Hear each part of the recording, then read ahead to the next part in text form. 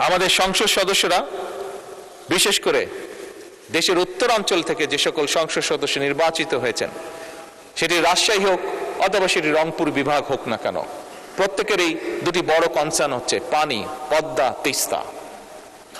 মাননীয় speaker, BNP সরকার বরাবরই কৃষি বা কৃষি বান্ধব সরকার। বিএনপি সরকার যখনই সুযোগ পেয়েছে দেশ পরিচালনার সকল সময় নিশ্চিত করার চেষ্টা করেছে যে আমরা দেশের মানুষের পানি যাতে নিশ্চিত রাখতে পারি, পানির প্রবাহ। এবং সে কারণে মাননীয় স্পিকার, বর্তমান সরকার পদ্মা ব্যারেজ নির্মাণের উদ্যোগ গ্রহণ করেছে, যা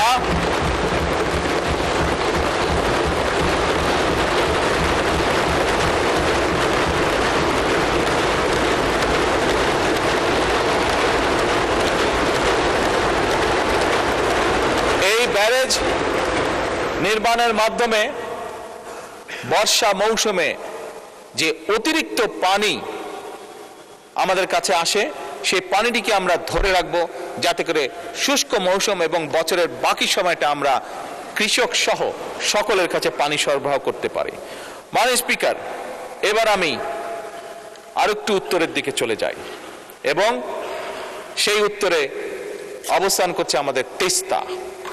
মাননীয় স্পিকার,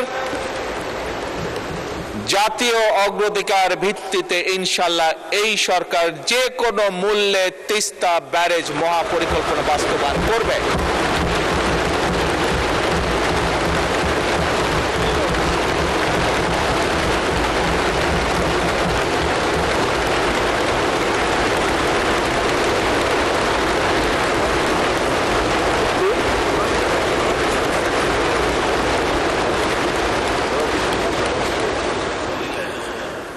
মাননীয় স্পিকার, একটি দেশের জন্য শিক্ষিত, দক্ষ এবং নৈতিক মূল্যবোধ সম্পন্ন মানুষ হচ্ছে সবচেয়ে বড় সম্পদ একটি দেশের জন্য।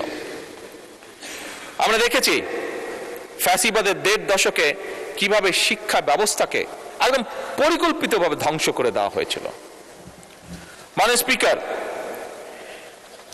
আমরা এডুকেশন ফার্স্ট।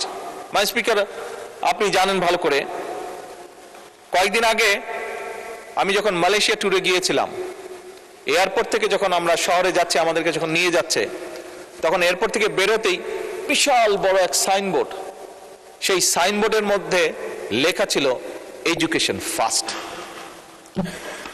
মাননীয় স্পিকার, এই নীতিতে তারা বিশ্বাস করে, বোঝা গেল তাদের যে পরিবর্তন, সেই পরিবর্তন এ কারণেই, কারণ তারা বিশ্বাস করে এডুকেশন ফার্স্ট। মাননীয় স্পিকার, আমি এবং আমরা সমগ্র জাতি আমরা বিশ্বাস করতে চাই এডুকেশন ফার্স্ট নীতি বাস্তবায়ন।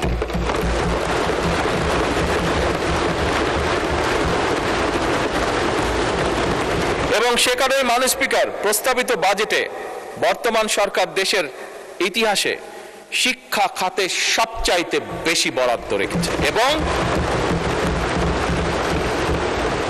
মাননীয় স্পিকার, আগামী অর্থ বছরে শিক্ষা খাতে বরাদ্দ জিডিপির 2% উন্নীত করার প্রস্তাব করা আছে।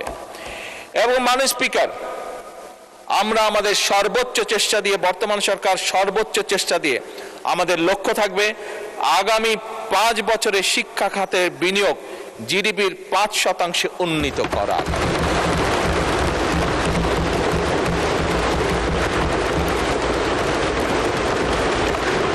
মাননীয় স্পিকার, আপনি আপনার পরিবার, আপনার সমাজ ব্যবস্থা, আমরা আমাদের পরিবার সমাজ ব্যবস্থায় প্রায় দেখি আমাদের আত্মীয় স্বজন পরিবারের অনেক ইয়াং সদস্য সার্টিফিকেট নিয়ে এসেছে, কিন্তু এই সার্টিফিকেট নিয়ে মাসের পর মাস, বছরের পর বছর সে কর্মসংস্থানের জন্য ঘুরে বেড়াচ্ছে, কিন্তু বেচারা একটি কর্মসংস্থানের ব্যবস্থা করতে পারছে না।